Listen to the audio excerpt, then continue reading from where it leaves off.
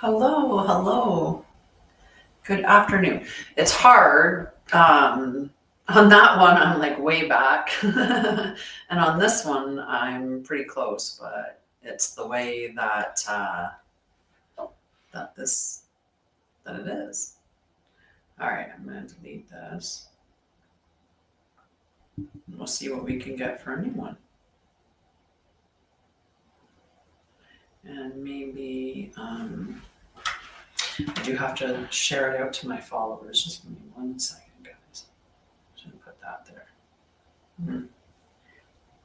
Oh, that's how we do it. Okay, perfect. Just trying to figure out how to remove something. How's your Friday? Most people are pretty happy on a Friday. Pretty excited. Oh yes, sharing.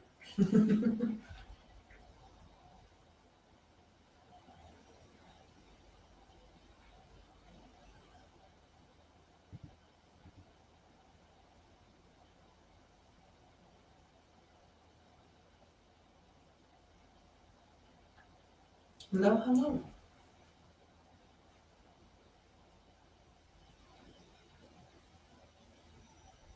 I have to remember where I left off with the last share, so it requires focus apparently.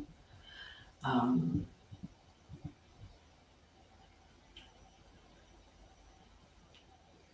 your day? I don't know. We were sharing. We were sharing and scrolling in the sharing, not meaning to flip the Phoenix. That's whoever that. Thankfully, it was something easy to remember. The startup is always the funniest part. I should probably start TikTok about 5 minutes before I start any of the other broadcasts.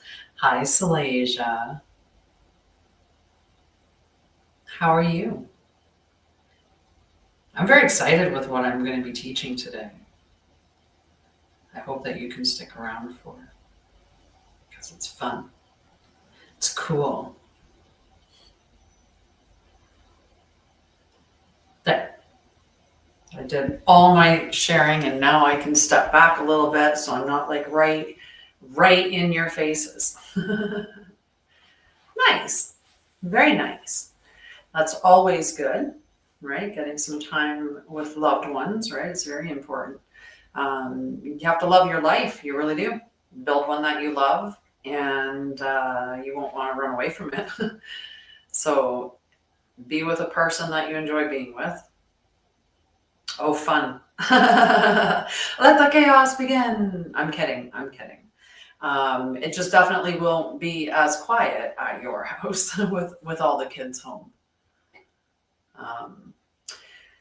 We will be putting donation boxes out, which is really awesome. No, and I'm surprised that didn't come up for me. It usually does. I usually see your stuff and comment on it, but I didn't see that. Huh. Weird. We were together on the 17th and you didn't even say anything. That was the day that I did the, okay, so that's why it didn't come up. You just celebrated it quietly and that's okay. It's the most important thing is it's between you and your partner, right? But anyway, that's really awesome. Happy anniversary. 14 whole years. Hi, say hello and let me know who's there, who's watching. Yeah, time goes by so fast. Which we always realize in hindsight. It's always like, oh, wow, that went by so fast. But in the time that it was going by, we didn't really maybe experience it that quickly. Although I have felt that time seems very quick lately. But yeah, more quick than it was when I was a child anyway. But that could be perspective as well, right? Yeah. Very cool. I'm wearing a very cool shirt. It's actually a t-shirt, but I have a long sleeve on underneath of it because I am in Canada and it is winter. But this is our Hugs for Homeless shirt. So, ta-da! Hugs for Homeless. We got shirts. Our volunteers will have shirts that have volunteer on the back of it, but I think that this might change just a little bit. I think that the color of this is going, and the heart are kind of going to be the same color. But yeah. Hi Rita, how are you, love?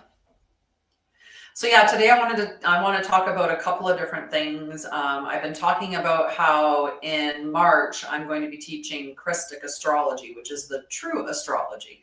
So, when we look at, and I talk about this every time, I start with explaining tropical or seasonal astrology and then moving from there. But to put it correctly, true sidereal, it looks at the sky and its accuracy. It's where are the planets right now? What signs are they in?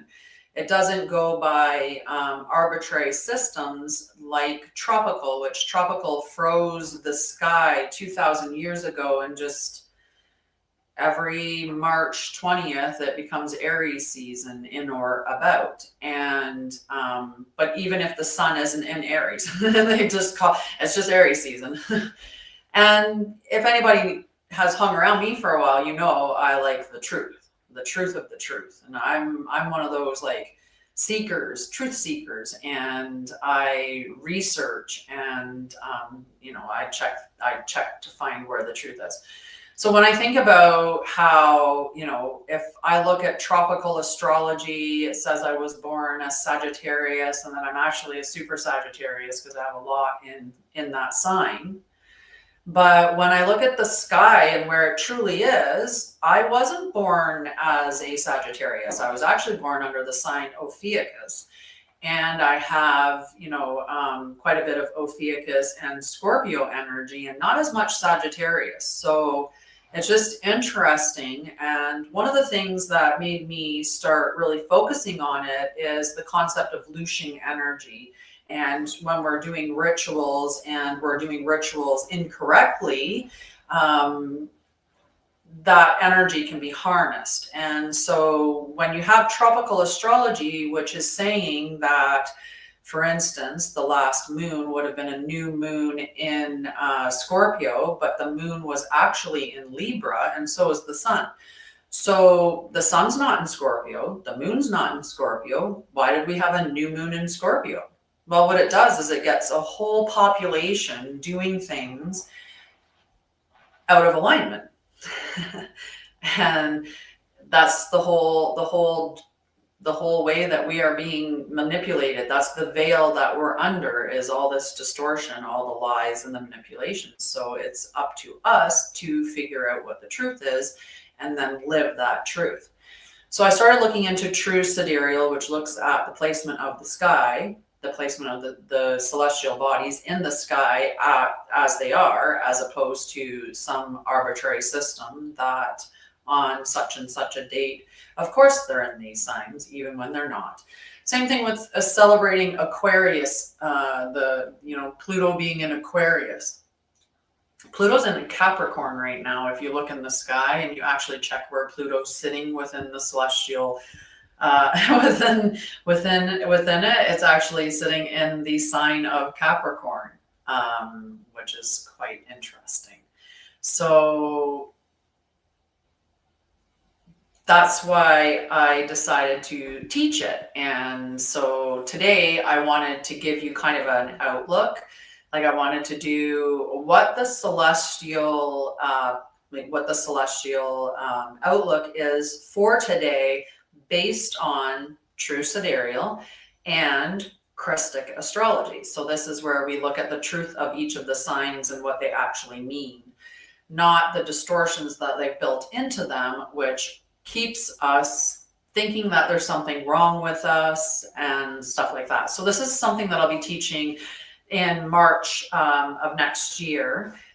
Before that, I'm going to be teaching Bridge to Light. And phase 2 of Bridge to Light. And phase 2 is just, it's about embodiment. It's living as we're meant to live, and it's stepping into that embodiment. So if you're ready to embody your truth and live as your truth, then that's probably a course for you. So I wanted to talk about the review of the planets. I think this is very exciting, to look at it through a truthful lens as opposed to the distorted ways that we've been taught to refer to specific signs, or to certain planets, and things like that. So the sun currently is in Libra.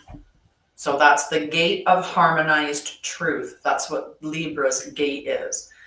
And it's the temple of divine justice. So the sun illuminates Libra's gate, where divine balance, right relationship, and sacred justice come into focus. So this is a zone where truth must be tempered with compassion. And power is balanced through right alignment. Okay, so pretty powerful energy. The Krystic insight is that you are being invited to see how your radiance contributes to collective harmony. What you say and do now must echo through the cosmic scales. So where are you building peace through clarity is the question that it's asking. Okay, so that's what looking at the sun in the placement of Libra would look like if we were doing it using true sidereal and Krystic astrology. So looking at the truth of what Libra represents. The moon is in Ophiuchus, which is the gate of resurrection. It's the 13th flame of transmutation. Ophiuchus holds the serpent flame, the healing code of inner alchemy and quantum death rebirth cycles. The moon here signifies ancestral healing, and that's what can get brought to the surface, as well as timeline shedding and sacred remembrance. So Ophiuchus is a forgotten sign. It's a hidden sign, and most of us aren't aware of it, especially if we're utilizing tropical astrology or seasonal astrology, but the current astrology. And the other part being that even in sidereal, not true sidereal, but in sidereal, they don't often account for the 13th sign. It depends on the system that you're using, but it's a sign, and we should be referencing it. It may even be the sign that Yeshua was born under. There is some conversations about that being a possibility. So Ophiuchus holds the serpent flame. It brings up those things about ancestral healing and timeline shedding and sacred remembrance. So the Krystic insight for Ophiuchus being in the moon placement is that today's emotional waters are volcanic and medicinal, right? We move things, we transmute our emotions by bringing them to the surface and moving them in, like moving through that energy into another energy. So if you're angry, let's say, you allow that emotion to arise, you review the emotion. Why is it here? Why am I feeling this way? And then you transmute that, say, through breath work, right? Calming yourself down, or you go and chop up some wood. That's what men used to do in years and years and years and years ago. They would go do something very physical and expend the energy from the anger through those means. And that's what we're meant to do. We're not meant to go and just vent about it and do nothing about it. We're not meant to rage out, although sometimes that does happen. So they're volcanic. So the serpent stirs your bones. What outdated skin is ready to be burned away? Okay, that's what you need to look at, so that your truth can come through, so that your true light can shine. And you want to witness what rises with honor and then release it, because things are going to be coming up emotionally. That's what the moon is responsible for, is your emotions. It governs that sector. So when it's in Ophiuchus, it's death and rebirth on a quantum scale. And so your emotions can be quite quite big because it could be bringing a lot of things to the surface, but you want to use that energy. What you can't fix what you don't know about, and it's not about fixing it, it's about just releasing it, which is, important. So we have Mercury in Libra today, and Mercury is about communication. And so Libra is harmonized thought and the architect's tongue when it lands in Libra. Mercury in Libra guides us to speak with poise, to think in balance, and to resolve distortions through wise communication. This is a great combo to have, because when we've got that Ophiuchus energy in the moon, where we may have some big emotions today, we also have really great communication with Libra being in Mercury. So that gives us that diplomacy that, that we may be emotionally not feeling, but at least mentally and through our communication can be. So this is a placement of contracts, diplomacy, and voice realignment. And it's a really great sign to have in Mercury to resolve distortions and disagreements. So the Krystic insight,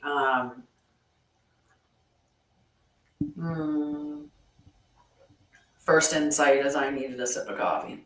Tea. I haven't had coffee in a long time.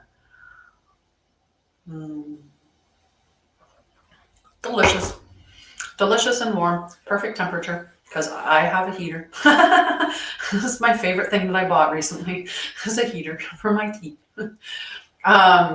So the Krystic truth for it is that the words today shape the equilibrium of the field. So let your voice become a tuning fork for divine law. Speak less to be heard, more to restore. Right? So you want to be just speaking the things that you want more of in your space, speaking the truth, and so on and so forth. Venus is in Libra, and that is the rose mirror and sacred beauty and divine relations. Venus is at home in Libra, so it's like exalted here. Her divine design is restored. This is high feminine Sophia energy, and it's activating sacred attraction, relationship balance, and inner grace. So having Libra here is going to help with, again, that Ophiuchian energy that's in the moon, right? So those emotions that can be up, down, we're getting that balance from that Libra energy in our Venus as well. So the Krystic insight is what you desire now must now align with divine symmetry. In your relationship to love, is your relationship to love, self-worth, and pleasure coming from distortion or design? And that's a big one, right? Sometimes we're, the attraction that we have isn't because we are aligned and attracted through that alignment. It's an attraction because we're seeking something to fulfill something within us, or we're seeking to fill a vacant space that we think is there, right? There's maybe some loneliness that we're dealing with, so we want that companionship. So we jump into relationship just to have that companionship, or maybe we stay in a relationship that isn't in alignment while continuing to tell ourselves someday, if only they did this, and if only they did that, and if only this was like this, and if only our relationship was like that, and so on and so forth. Those little lies that we tell ourselves. So you want to know if it's in alignment, and you want it to be in alignment because it's in design, like it's aligned with you. So let every offering you make today be a temple of grace, and Libra will help with that.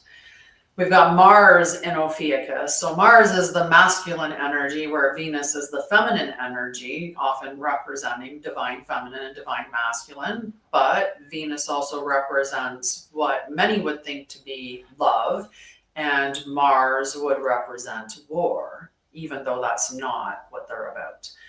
So Mars in Ophiuchus is serpent fire in motion, and it's alchemical action.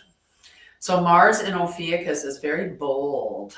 It's initiatory and deeply transformative. This is the warrior of resurrection, not destruction, but catalytic change. So Mars is movement. Mars isn't just war like they want to make it represent. It's Mars makes decision. It's that forward motion, that masculine energy, it's drive, it's so when we see that Ophiuchus is very bold energy in that initiatory energy, which is what Mars is bringing, right? You have very, very transformative energy. So this is the warrior, like warrior energy, but again, resurrection. So the Krystic insight here is that where is your anger pointing you to truth, right? Your anger's not wrong necessarily. It's usually our reaction and the way that we react. That's the issue. It's not the fact that we are angry. You can be angry and you can still be polite. You can be angry and you can affirm boundaries, and then just affirm your boundaries, right? You can be polite and speak to somebody and yet still be angry at them, and that anger allow you, like I said, to create, say, future boundaries of not doing this or not doing that because this is what you've shown me how you're going to show up. So where's your anger pointing you to the truth, right? If we're angry, there's justified anger. If somebody came up and slapped you across the face, you're going to be justifiably upset by that behavior and by being hit in the face. So that's justifiable. It's just the reaction that's what needs to be reviewed, right? So what action is no longer rooted in wounded impulse, but divine fire? And that gets you to look at the things that have transitioned or transferred into a good space, right? So instead of looking at, what action is still rooted in wounding, I want you to look at what ones you're no longer continuing to do. Maybe before you would yell and scream and call names, but you've advanced, you've healed that part of you. You've recognized the reason why you did that is because maybe that was done to you. You've done your healing on that, and now you keep yourself respectful and compassionate even when you're angry. So that's a wonderful change that would have happened. So you're not in that wounded in that wounded fire. You're now in that divine fire, which is much nicer for everybody, including yourself. All right, we've got Jupiter in Gemini. Jupiter in Gemini is expanding the mind and duality transcended. It's really powerful energy. Jupiter again is at home in Gemini, so it's very comfortable there. It's a very comfortable energy. And when it's in Gemini, it seeks to bridge polarities. Because remember, a lot of what Gemini gets a bad rap for in tropical astrology is that they're wishy-washy or they are contradictory because they believe that this and that can both be true. The thing is that in many, many ways, yeah, both can be true. I love little dogs, but I simultaneously do not like little dogs. I have no use for them. Do not want one. But they're cute when someone else has them and I interact with them briefly. I love them that way, and they're both true. So Gemini and Jupiter. Jupiter seeks to bridge the polarities and expand into multi-dimensional perception. Gemini likes to share information. Gemini is very cerebral. It's an air sign, so it's very mental, right? And I don't mean that in a negative way at all. Geminis are very brilliant. They like to spread that information around as well. They disseminate information very, very nicely. So this expansion that comes with the Jupiter energy is challenging us to integrate the mind's curiosity with spiritual discernment. Not everything is information worth ingesting, right? You have to learn to discern the information that is meant for you or that is true, and avoid the stuff that doesn't align. And that's through connection to your body, right? The more that you connect to your body, the more that you can discern, and the more that you sharpen your intuition. It's usually our disconnection from that, numbing out, avoiding, things like that keep us from connecting to our higher self and to our intuition. So the Krystic insight with this is discernment is not division, right? Today, allow yourself to question everything, not from doubt, but from devotion to truth, right? If you think that most of what you are being told is a lie, and live life like that, not to be distrusting of everybody or everything, but to be very much in that space of, there are a lot of lies out there. There's a lot of misinformation. There's a lot of deception. That's an absolute fact. And we all know that. We see it all the time, right? And unfortunately, the retraction gets printed in small print on page 27 of, whatever.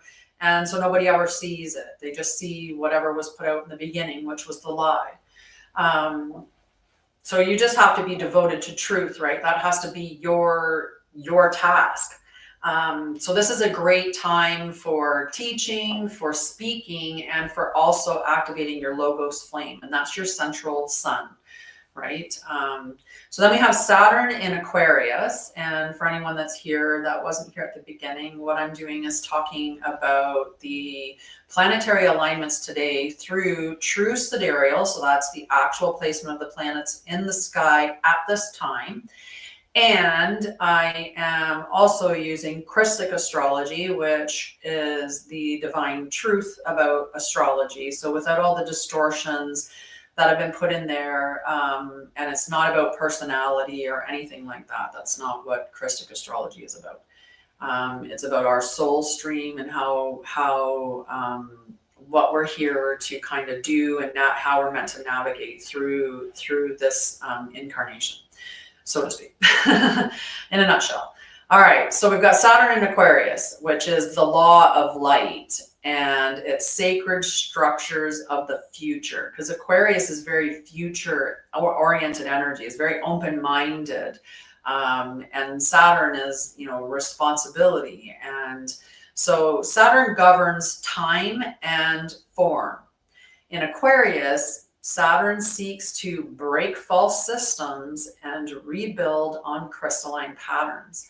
So the Aquarian Saturn is the Krystic reformer, which is a pretty powerful energy that we have right now, right? So we should be harnessing this energy. We should be working with Saturn being in Aquarius, and I'll check and see when Saturn navigates out of that, because we have some time.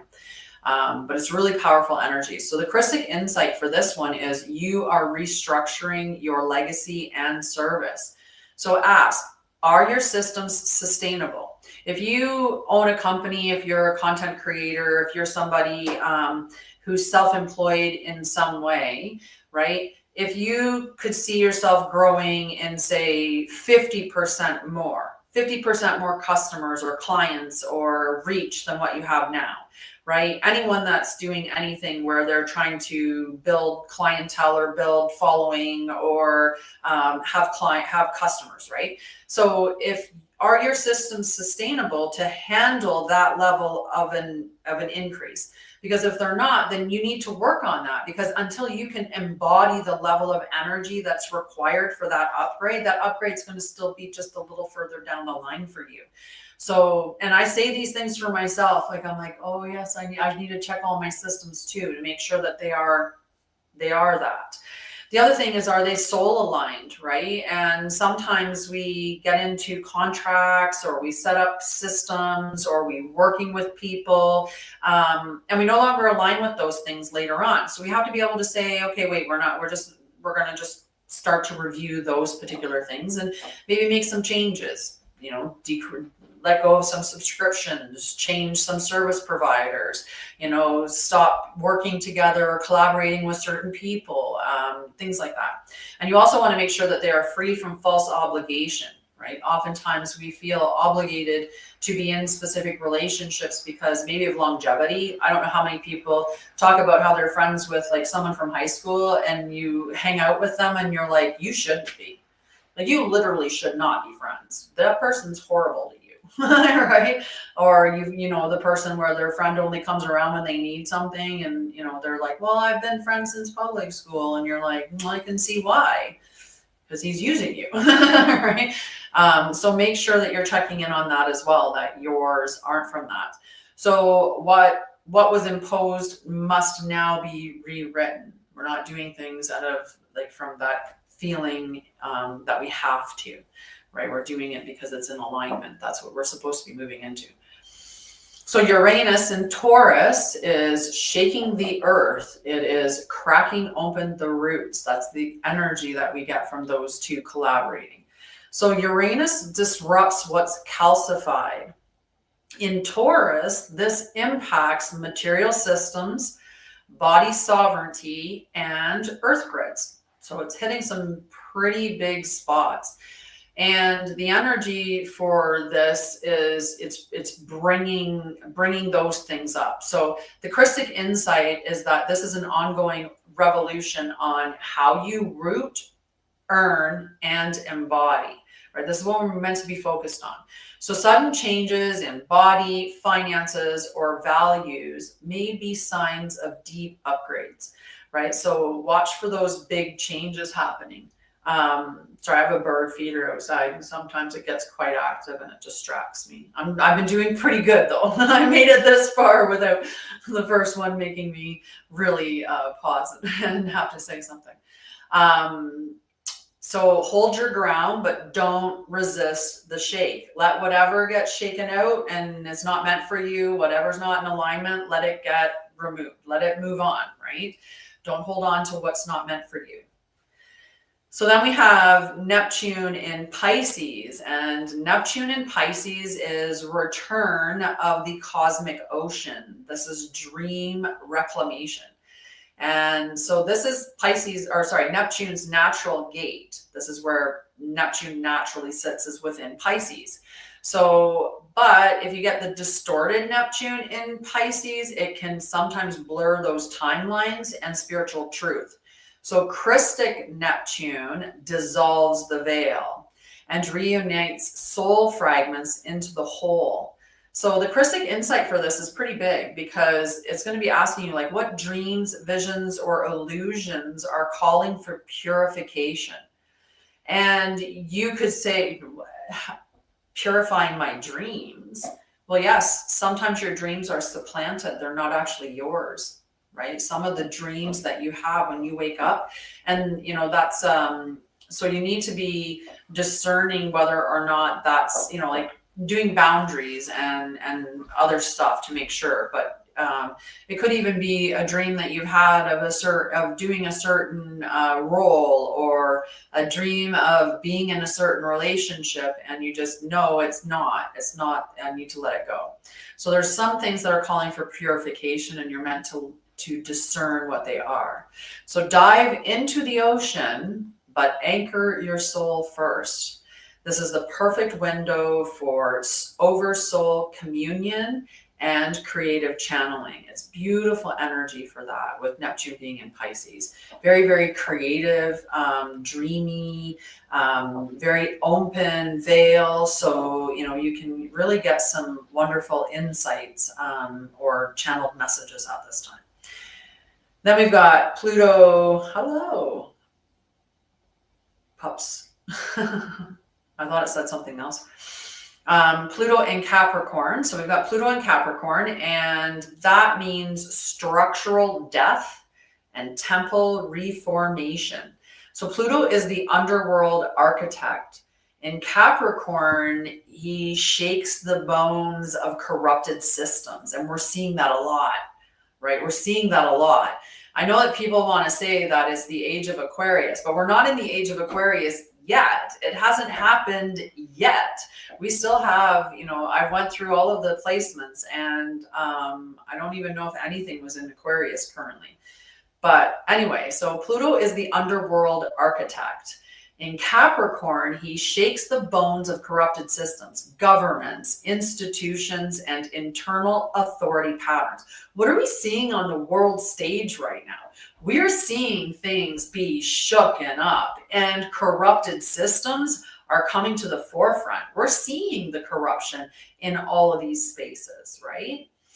So the Krystic insight is to let go of outdated internal hierarchies. So where have you, in your mind, in your belief system, where are there hierarchies? Where have you placed another being above yourself or below yourself, right? Where do you think that you are better than somebody else, or where status gives somebody, are you under the illusion of thinking that someone who is an actor in Hollywood is somehow better than you, or that they should be worshipped or idolized in any way, right? We have to be looking at those types of things, because no one's better than you. No one's better than me. We're all equal. We're all the same. Do we do different things, and through those different actions, maybe have repercussions that we should have? For sure. But at the end of the day, the worth of the human life is still the same worth as all human life is sacred. So the Krystic insight is to let go of those internal hierarchies. It could be that you believe that system of patriarchy as well, where you think that somehow women are submissive or lower than men. We've been conditioned to have that kind of viewpoint, that the women are weaker. So we have to look at those things. So who have you made your inner authority, right? Who do you give your authority to? Do you think that the government is saving us? Do you think that some savior is going to come and save us? Do you think that the church is going to save you, or the Pleiadians are going to save you, or whatever, right? Like, is there, or like I said, are you giving your authority to, oh my God, I just love Taylor. I love everything about her. And when she says jump, I say how high. And if she buys something, I'm buying it. And if she's doing something, I'm doing it. And everything that Taylor says is awesome, right? Is that, kind of the life that you're living? Because you're meant to be you and your higher self, and then beyond your higher self, source of all creation. That's the chain, right? So are you in that alignment, or are you under shadows of conditioning, right? Where have you been conditioned to think that the teacher maybe is better than you, the police officer is better than you, or is these people that you should give your authority to, right? We do give our authority in a bunch of different ways, and sometimes they're subtle. It's not we're giving our authority in the sense that you're like, oh, someone's going to tell me what to do, right? But when you think about, in Canada, they're putting in that the government is going to feed our children in school, right? We shouldn't want that. We should want the government to address the reason why Canadians cannot feed their own children and allow them to do so. Many of us who are quite, aware know that most of the food that we're ingesting nowadays have some level of toxins in them. And, if they're talking about putting vaccines in, or if they're doing all of these things, what choice do you have? What choice do you have what gets given to your children if the government starts feeding them? And then what happens if the government chooses not to, right? Or what happens if they do something and, your children get sick, right? What's your recourse that you can do? So sometimes, by allowing certain, what we think are amendments or maybe social programs or stuff, that just is us giving up our sovereignty, and literally putting in a hierarchy giving someone else our authority, right? You get to make decisions for me, right? So our daily synthesis for today is Sun in Libra, Moon in Ophiuchus, and Mars in Ophiuchus. So this is balancing truth and serpent fire. Today is a day of paradox and power. This is a time when you are shedding illusions, reclaiming your inner fire, and learning to balance love with truth and softness with sovereign flame, right? So you can be soft and be the flame. You can be loving and be truthful, right? It's more dishonorable to lie than to be honest, but you can be honest with there being love in your voice or love in, in the way that you're interacting. So the core practice, I'm going to get you to just do some breathing. Okay. I want you to just take a nice deep breath in. And when you're breathing in, I want you to breathe up your spine. Okay. So it's just breathing like that. Okay. You're just visualizing it up the spine to the crown. Okay. And you're going to anchor a staff to the central sun. Okay. You're going to anchor that within you, in your central sun.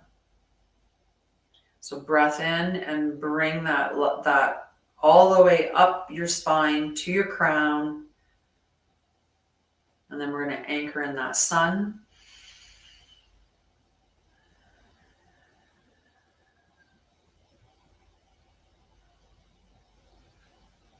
Next, we're going to call on the serpent, so the Ophiuchian energy, that serpent flame, and we're going to ask it to rise and transmute. Okay, we want it to burn away anything that's not aligned with us right now. We want to burn away the lies and the disillusionment, the distortions.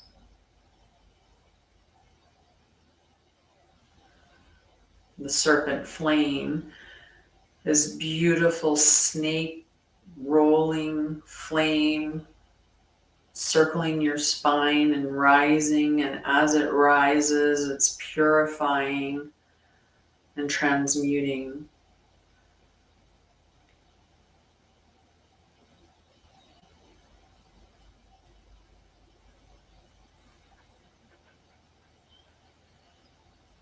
And when the serpent reaches the crown, he spirals back down to your throat, where he activates it to speak one truth, one sentence of truth that you know will restore balance. It could be a sentence to yourself. Sometimes we have to realize when we've been lying to ourselves. Let's say, I know for a while I was complaining about my weight while simultaneously eating all of the treats that my mom made. My mom was baking treats like crazy, so I was eating treats all the time. And it's lying to yourself to not admit that. I'm pretty sure if I stop eating the treats that my mom's making me, it won't be a problem. But I have to be honest with myself. We all have to be honest with ourselves. So yeah.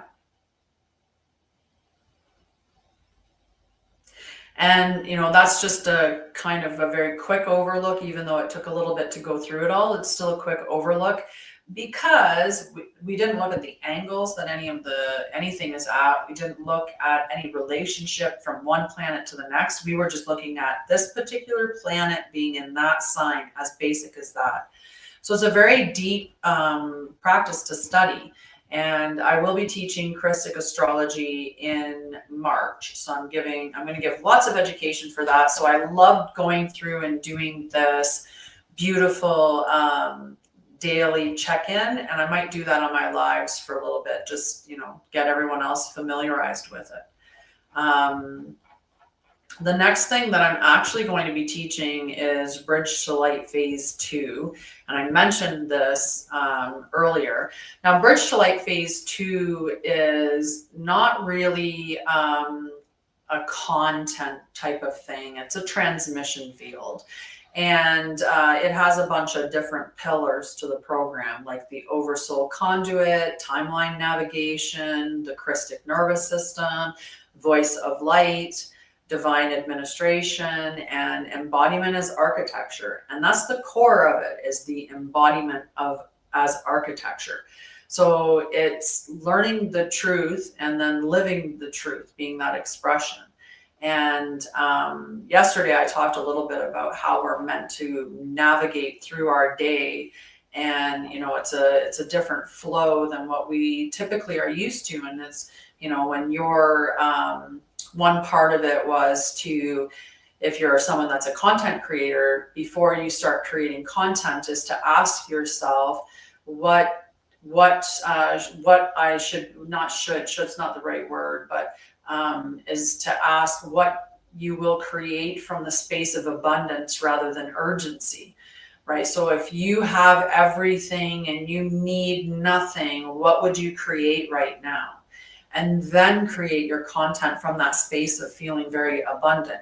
The stuff that you're going to produce is going to be way different than the stuff you're creating out of urgency, right? When we create out of urgency, oftentimes we release things like really fast, right? And instead of, you know, taking our time and releasing it when it's the appropriate time, we want to get it out. We want to get people seeing it. I've been there, right? Where I'm like launching things so fast and I'm like, oh my God, because I need to make money now, right? I can't wait for later. I need it now. So I need to get this launched now so I can, you know, and that was never the right thing to do. So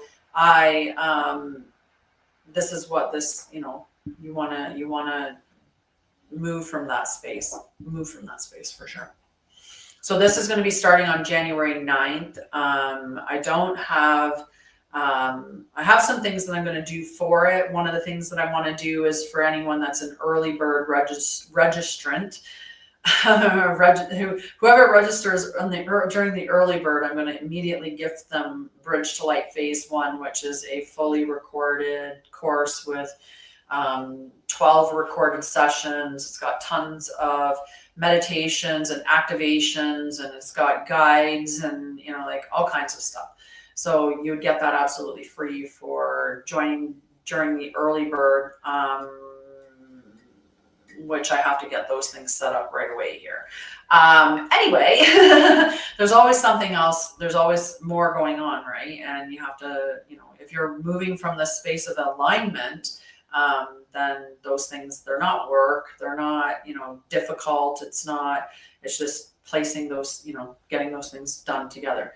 And, you know, this weekend I'm focusing on hugs. I have a bunch of pamphlets to drop off, and I have some donation boxes to place out in the community and things like that. So if you are in a giving mind and would like to help the homeless, you can help us put backpacks together filled with essential items that get distributed into the community. There is the QR code, which you can, if you scan that, I don't know if you can do that on here. I'm just thinking maybe you can. But anyway, that would take you, the website's hugsforhomeless.com.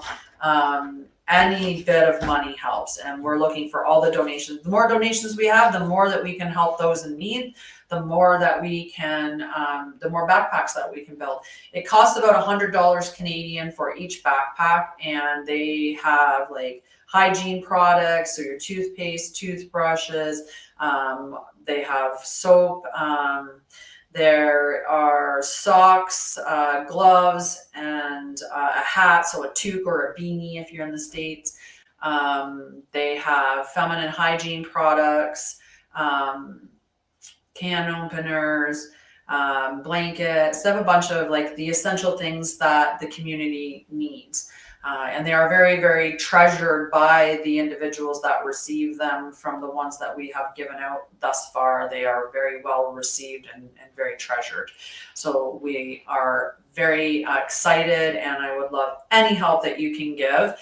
We will have volunteer opportunities open eventually. And when you become a volunteer, you will get a wonderful Hugs for Homeless. It's a t-shirt, but I'm in Alberta, so I have a long sleeve shirt on underneath of it because it's chilly here. But you can get, you will get a t-shirt with it will say volunteer on the back though.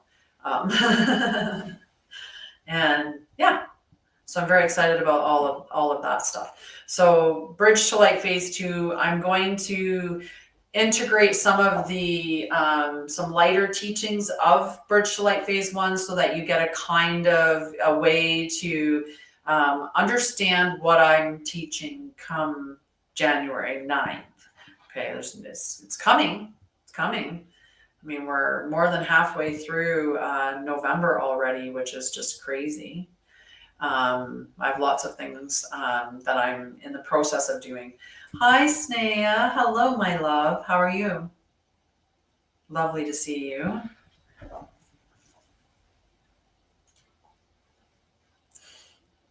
I'm doing fantastic. Although I don't live in the same province as you anymore. It has. It's been quite a long time. I see you come up on my feed every once in a while, but now I haven't seen you in a while, actually. Yeah. I moved out to Alberta. I did.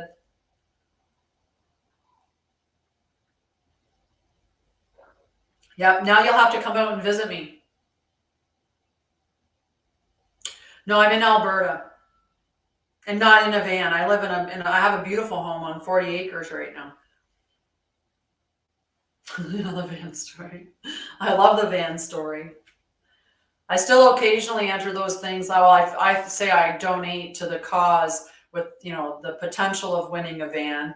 There was one van, it was a mango van, and I was like, that's the perfect van for me. It's a mango van. But I haven't heard anything yet, so I probably, right? I know, we were gonna. I went in my van all by myself and I packed everything that I could in there. I needed all the space. There's no way. You would have had to ride on the roof. But I am bringing the van back in the spring. Yeah, so what ended up happening was in August, actually, in August. So for years, this is actually an interesting story, kind of maybe to some people. So for years, my ex and I had talked about starting a company called Hugs for Homeless.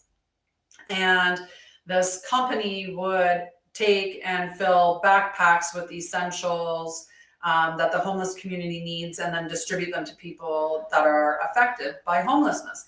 And I know for years I've been talking about how this philanthropy stuff that I want to do is focused on the homeless.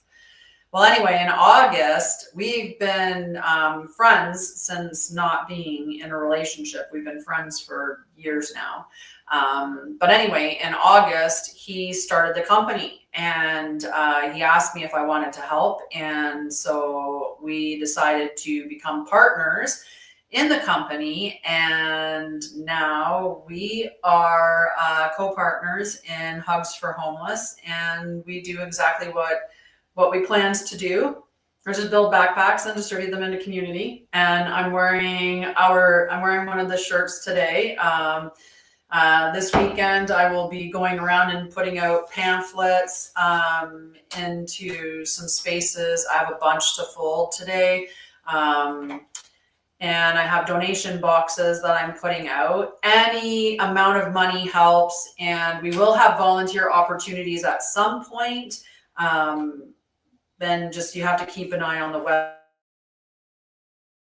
Keep posting about it or talking about it, and eventually you'll know we've got volunteer opportunities or what those volunteers opportunities are going to be. At some point, we're going to have we'll have donation drives. I'm setting up a walkathon. I'm just not sure when and stuff like that. I'm just trying to figure figure everything out. And yeah, so it's just another addition on my plate. But anyway, moving into that space of Hugs for Homeless, as soon as I made the decision for that, this house opened up. It was absolutely a perfect fit, to the fact that I said right away that I was going to move to Alberta for 1.5 to 2 years. That's what I kind of figure will be needed for me to be on the ground here. And then maybe we'll branch it out somewhere, or maybe, we'll be doing something, maybe I'll be doing something different at that point. Who knows, right? Who knows? But I figured at least 1.5 years, and this is exactly what they were looking for, was a year. There was 1.5 years. So it just perfectly lined up with everything. The time that I needed it to start was the exact time that they needed someone to move in. And so everything was just perfectly aligned. And, it's just, it couldn't be any better. Anyway, we're great friends, great friends. And so it was just, it's when you're in alignment, everything aligns to you, right? It's just the way that it goes. So that's what I help you do, is get into alignment. And I can show you what it's like to have that happen, right? How long ago was it?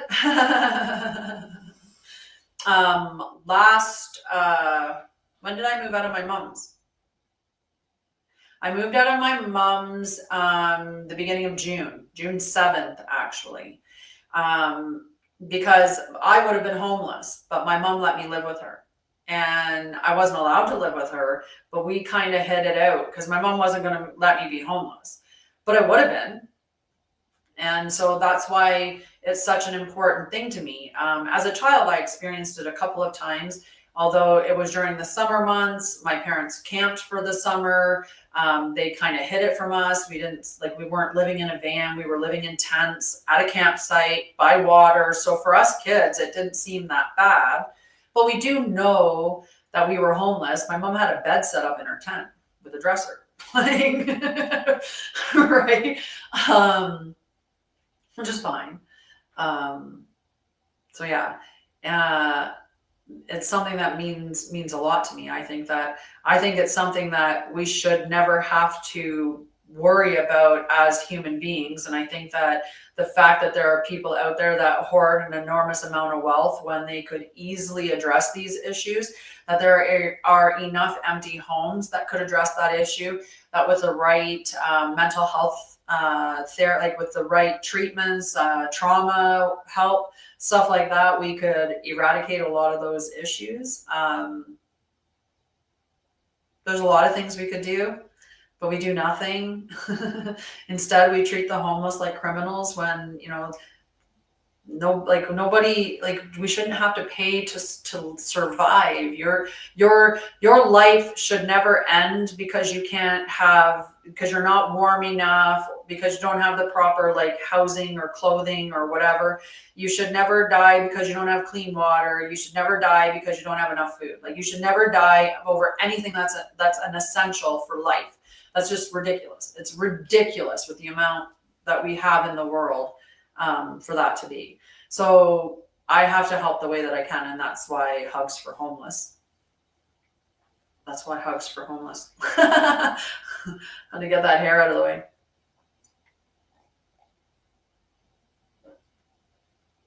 And I'm also teaching some new things. So I'm teaching Bridge to Light Phase 2 on January 9th. I'll have an early bird of anyone that joins Bridge to Light Phase 2 gets Bridge to Light Phase 1 for free. And this is about embodiment as architecture. So this is living like you're meant to live, and honoring your truth, being in alignment. So there'll be lots of activations and rituals and education, and it's a 6-week course, which will be probably 12 sessions of classes. I like to do 2 classes a week, but that could be something that we discuss in class and choose to make just 6 classes and do longer classes. I always give whoever joins the opportunity to just determine a couple of things in any of the courses that I teach. I try to fit the group that I'm working with. So, and then in March, I'm teaching Krystic astrology, which is true Sidereal and Krystic astrology combined. So it's taking the distortions out of astrology that we know it, and it's also looking at the placements as they actually are in the living sky, and not going by arbitrary dates or anything like that. It's the living sky and communicating with it, and looking at your astrology as more of your soul stream, rather than a personality test. So I'll be teaching that in March. On the 20th of March will be the first day of that on equinox. I'll open that on equinox. So yeah, those are the two things that are coming up. I have 2 books that I'm releasing next month, which I have to finish putting them all together. I'm a little bit delinquent with that lately because I've been focused a lot on hugs and doing governance documents and all of that. So yeah, I have the 5th book in the Unlikely Heroine Chronicles, which is Tiana and the Phoenix Who Won't Burn. The Phoenix Who Refuses to Burn, sorry, not won't, but refuses to burn. And then I have the 6th book in the Luminous Scroll series, and that is Infinite Wonder. And I'm looking forward to releasing both of those. Yeah, that's kind of an update. That's about as best of an update as I can give. Oh, and I went to see MJ the musical, and I have to say, if you have not been, you should go see MJ the musical if you like musicals. Oh my gosh, what a good show. So much fun, especially if you were ever a fan of Michael Jackson. And yes, I did. I got the glove. I just had to put it on for a minute. It was so amazing. It really was. It was absolutely fantastic. So if you're looking for a recommendation for that, definitely go, or if you're looking for a recommendation of something to do, definitely go and see MJ the musical. Oh yes. Oh yes. Oh yeah. Should we do a check-in on the, you know what, maybe we'll do a,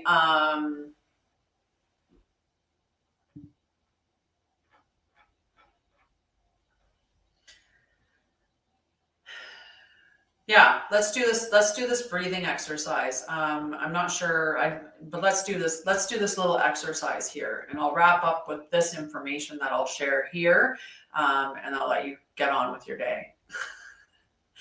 So this is the Ophiuchus Moon, the Serpent, Flame, and the Bridge.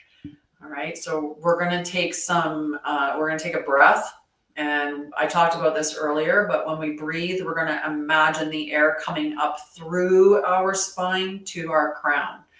Okay. As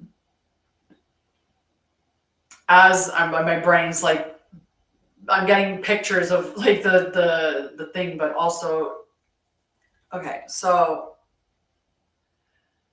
when you exhale, so you're inhaling up your spine to your crown, and when you exhale, you're going to exhale as if a sun is bursting through your chest, right, and expanding out.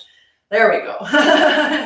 Up to the crown, and then exhale out, sun out. Okay. All right, let's do that. In, out,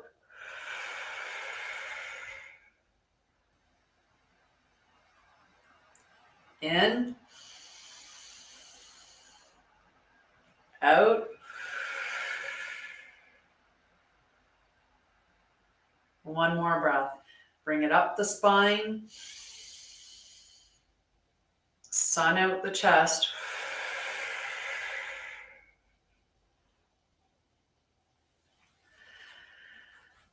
So today is the moon is under the sign Ophiuchus. This is the flame of transmutation, the serpent gate, the temple of return. Ophiuchus is not a sign. It is a remembrance. It's a resurrection current. the hidden 13th gate, long erased and long feared. But now it's rising again to restore wholeness, right? We need to know all the truth. Like, there's a reason why we need to know the truth. The truth does set us free. So we're meant to seek it out and find it, right? So more chickadees at the feeder. So I'm not here to talk about astrology as like a concept. I was here to bring the Krystic sky, the truth of the sky, what's actually happening in the heavens above us, right? And more importantly, within us, because it's as within, so without, as above, so below. So the sun is in Libra, which is anchoring divine balance and sacred law. Mercury and Venus are also in Libra, so our minds and hearts are being recalibrated. The Mars and Moon are in Ophiuchus, which brings that serpent energy flame, or serpent flame, sorry, directly into the body. And Jupiter is in Gemini, activating the voice of prophecy. Saturn is in Aquarius, which brings structure to the sacred rebellion. Uranus is in Taurus, which is shifting our values from matter to soul. Neptune in Pisces is revealing the illusions. And Pluto in Capricorn is breaking down false hierarchies. Every planet is a mirror and every gate is a choice. So that's the importance of reading the sky in the way that it's meant to be read, and looking at the truth of the planets, right? So what truth is ready to be reborn in you today? That's what the Ophiuchus energy is going to be asking you. It's not the truth the truth you read. It's not the truth someone told you. It's the truth that's burning inside of you that you know, and it's something that needs to be spoken, right? And it could even be spoken to yourself as maybe what it needs, right? It's sometimes the biggest lies we tell are the lies we tell to ourselves.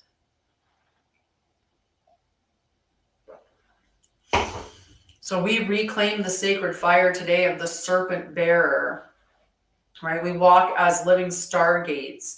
As we do, we prepare the field for the next phase in the mission, right? We came here to affect change. Many of us believe that we're chosen ones or star seeds or light workers. I don't know. There's so many labels out there that people choose to use. So if they're feeling that energy, if they think that they're that, then they believe they must think to some degree that they have a mission, they have a purpose, they have a reason for being here. And typically, if you're identifying by those monikers, you believe that you're either here to create the new earth, you're here to awaken people to the new earth, you're here, like to affect change in some way. So we need to be preparing the field for the next level in the mission. So Bridge to Light Phase 2 is, like I said, it's embodiment as architecture. And if you know that your body is a flame that is meant to walk, if your voice has gone quiet beneath too much doctrine, then the Bridge to Light Phase 2 is the course that's going to bring you back. So you've got this. You've got this. So I just want you to repeat after me. This is your little decree of the day. Okay, so I am the living flame. Chickadees outside again. I am the bridge. I am the serpent fire risen. And I walk now as truth, as light, as return. And that's it. That's it for what I had for my notes for what I wanted to talk about today. And the stuff that I wanted to get you to do. Yeah. What are your plans for Saturday and Sunday?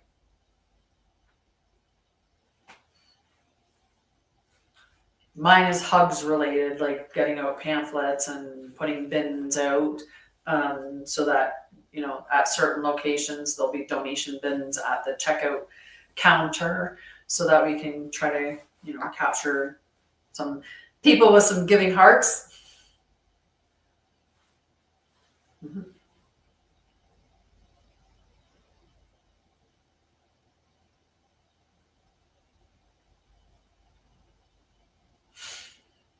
All right. Well, I love you guys. I hope you have a wonderful weekend. If you didn't catch the live but are interested in the information, it will be on my live space in YouTube, on YouTube channels. And I think Facebook saves it too. I don't know. For TikTok, maybe I'll put up some small little snippets of or pieces of what I taught. I don't think I'll be going live over the weekend, but I'll be back at it on Monday. And again, we'll check the celestial alignments based on true Sidereal and Krystic astrology. And we'll look at some embodiment practices or principles and stuff like that. So we'll talk about some good stuff and maybe even have some fun. I might throw some cards around and, play with some cards for a bit. And, I know you guys like the cards when they come out, so we can always look at that. But I'm going to let you go and I'm going to continue on with my day. I love you. Have a beautiful afternoon. Go embody your truth.